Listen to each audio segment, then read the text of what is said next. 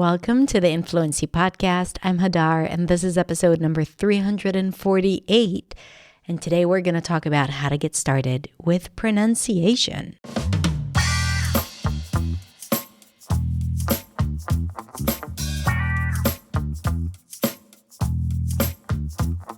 Hey, what's up?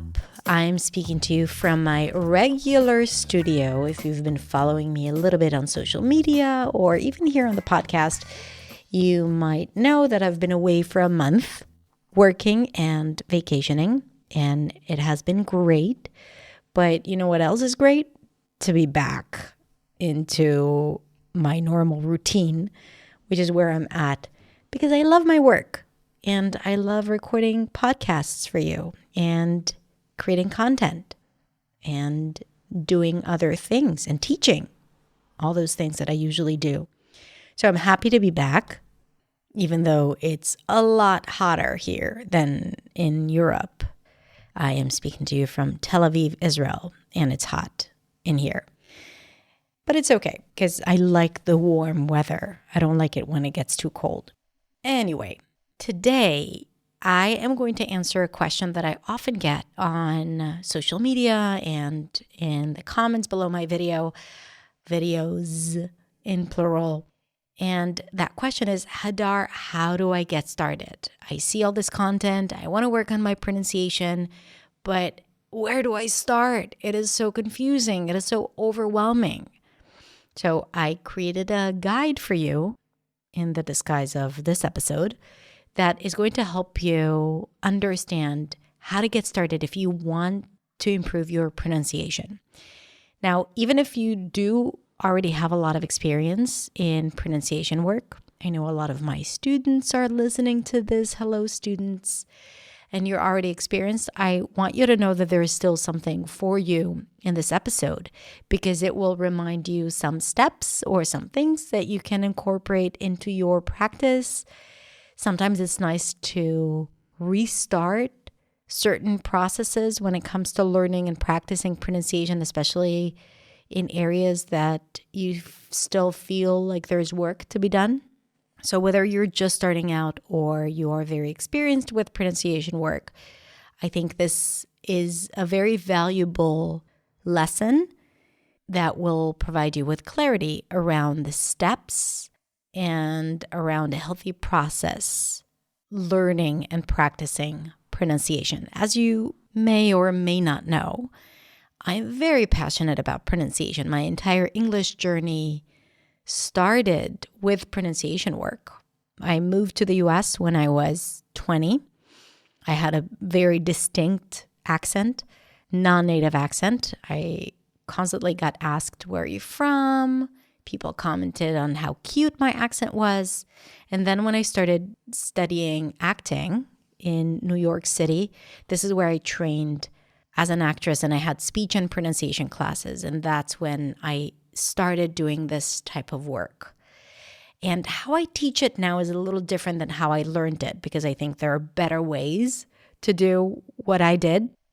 I do think that I took some detours when learning, and I really refined my strategy around learning pronunciation. When I started teaching, I started seeing what works, what doesn't work. I remembered what worked and what didn't work for me. And I want to share all of that with you today.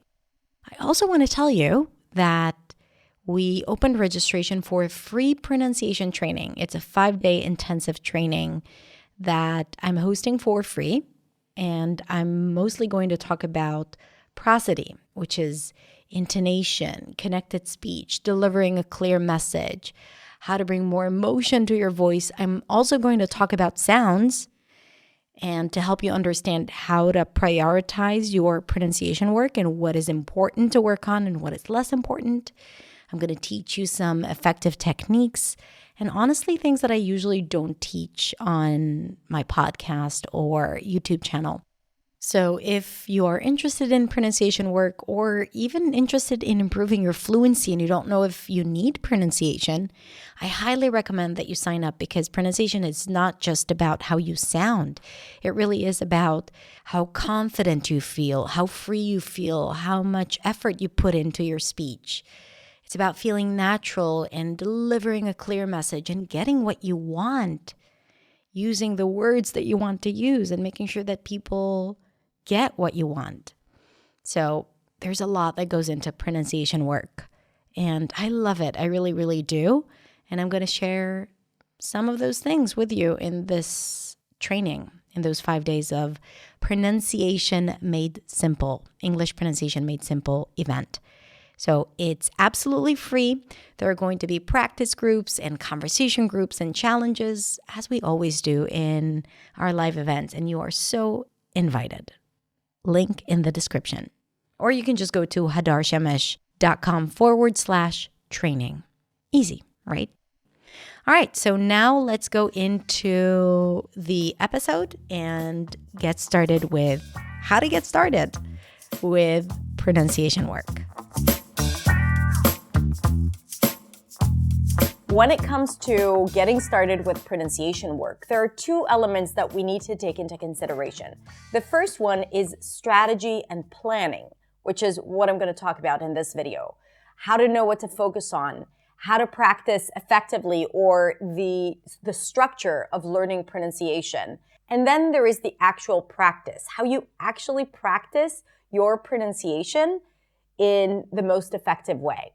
So today we are going to talk about focus and strategy. Now, when it comes to pronunciation, it's really important that you have a clear understanding between how your language behaves in your mouth, your first language, and how English behaves in the mouth of the person speaking it. Every language behaves really differently when it comes to speaking.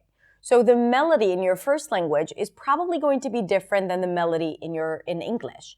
And the sounds that you use in your first language may not be the sounds that you might need to use for English. So when I teach my students, one of the first things that I tell them is to start investigating the differences between their first language and English. There are a lot of resources online for that, so you can actually actively learn it. But even if you don't, then you can just start paying attention and start noticing the elements that you hear in English that are new to you versus also the elements that you have in your first language that don't exist in English. By the way, I have guides for specific speakers, and I'm going to link all of them below. So if you're a speaker of Spanish, Brazilian Portuguese, Korean, Mandarin Chinese, and many other languages, check out the description below to see if I have a guide for your language. It's absolutely free, by the way. So now, when it comes to actually learning the language, where do you start? So here you have the long route and the short route. And by the way, you can also say route. The long route is to basically learn all the sounds of English. Okay, so you can go to a certain channel and start watching all the lessons about the sounds of English. And then you can learn all the elements of speech, like intonation, rhythm, and stress, connected speech, reductions. That would take you longer and would make this work a little less focused. It's not bad. For some people, it makes more sense. And then you can just work in a chronological order or to create a plan for yourself where you line up a lot of videos that teach different sounds and also all the different elements of English. Now, I have a lot of playlists that include a lot of the sounds and the elements of prosody. And again, I'm going to link to it in the description if you want to learn more. The shorter route is to work with priorities.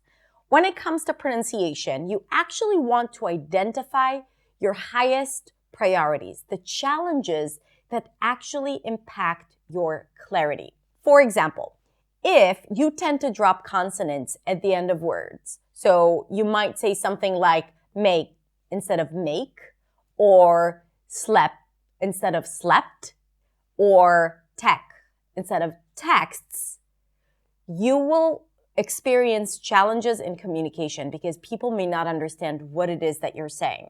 Same thing with primary stress. If you say passionate instead of passionate, then it will take longer for people to understand what it is that you're saying. So these things are high priority. If you face challenges with these things, you will be unclear. And It's not about the other person not understanding you. It's about you feeling frustrated and feeling like you're not understood, not being able to communicate your message. And of course, it affects your confidence and overall fluency. So these are the things that you would want to focus first. I call it the 20%, right? So you focus on the 20% to get 80% of the results, which means more clarity and more confidence in your English. That's what happens when you deal with high priority challenges. Another example is low priority challenges and why it's less important to focus on that. For example, the flap T in English. The flap T is when the T appears between two vowels, as in the word activity. It sounds like a really light D. Activity. Ri. Better. About it. You can also pronounce it as a flap T between two words when you connect them together. When my students know and understand this sound, it helps them become more confident. But it's not critical for their clarity. It's nice to have. Because if they were to say about it or better, they will still be perfectly understood. So if you have a limited practice time, I would wholeheartedly encourage you to focus on high priority challenges rather than low priority challenges so that you get results for the time that you invest, okay? Now, how do you know what high priorities are? So in general, when you drop a consonant, when you add a vowel, when you change a consonant, one consonant that changes to another consonant that exists in English, for example, if you confuse L's and R's and you say light when you mean to say right, that's a high priority challenge. You will notice that people have a harder time understanding you. And like I said, misplacing the primary stress or not stressing any word in a sentence, that would also affect your overall clarity and how you deliver your message. Now, medium priority challenges could be merging vowels together, for example, pronouncing the sheep, ship vowel pair the same, or the bed, bad vowel pair, and even reducing words and using intonation in a better way. It's important, but it's not critical, okay? So I would focus on the critical and the important ones, like the ones that I have mentioned. First, I would recommend that it's good to start observing what happens when you speak. So notice the following things. First, notice if there are specific words or sounds that when you pronounce them, people have a harder time understanding you. So that's the first thing. And the second thing, do you have sounds that you avoid or you are not sure about how to pronounce them, and as a result, you either mispronounce them or you feel self-conscious about those sounds. So even if they're not high priority, the fact that you are distracted by these sounds mean that they should be high priority for you. So focus on those.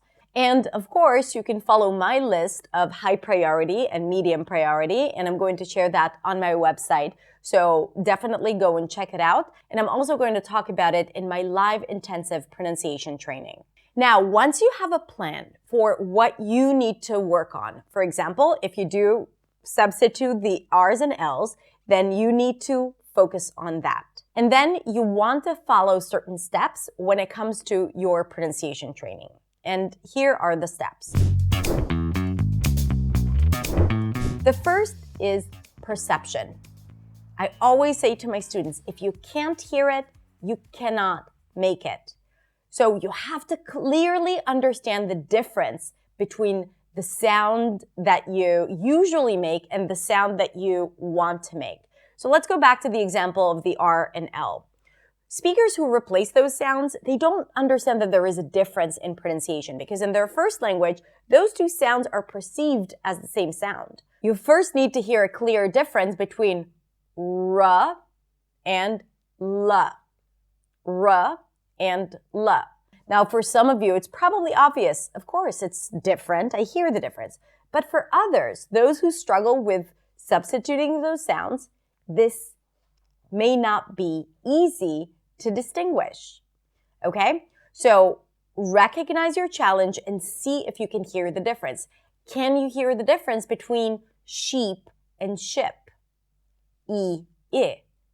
So to be able to pronounce new sounds, you first have to hear the difference, and that is perception.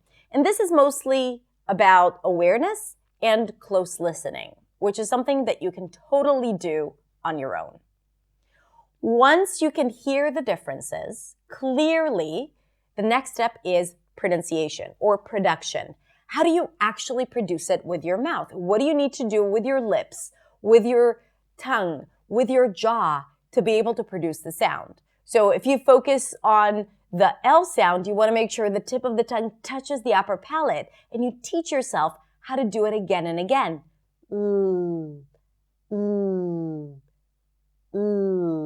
And by the way, the same happens with prosody, knowing how to use your pitch or how to pronounce a word a little longer. So once you know how to pronounce the new form, then you have to make it a habit.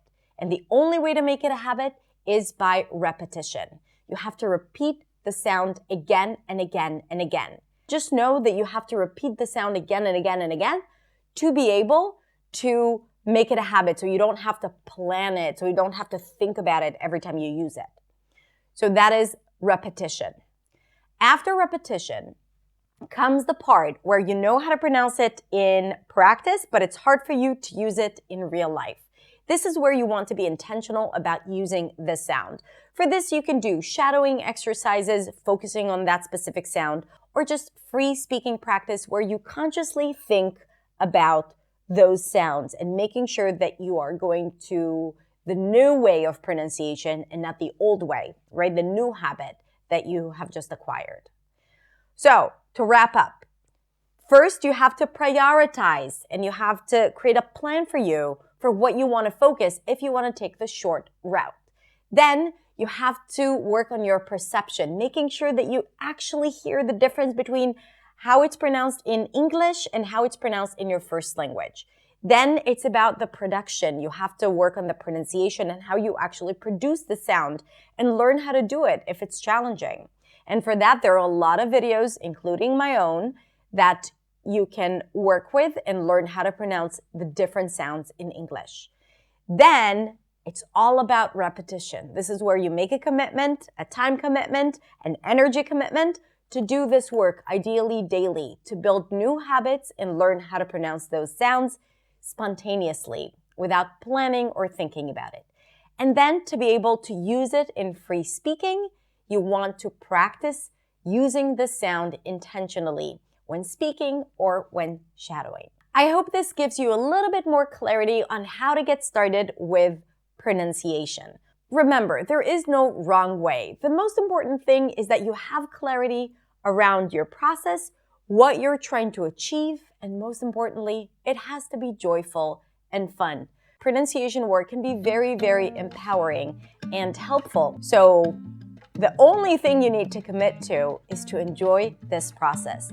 And I hope that you can enjoy this process with my resources. I'm going to link all the resources below this video, and of course with the live training that I have planned for you. Again, the link is in the description. You can join us for a free intensive pronunciation training that is going to happen in September for 5 days.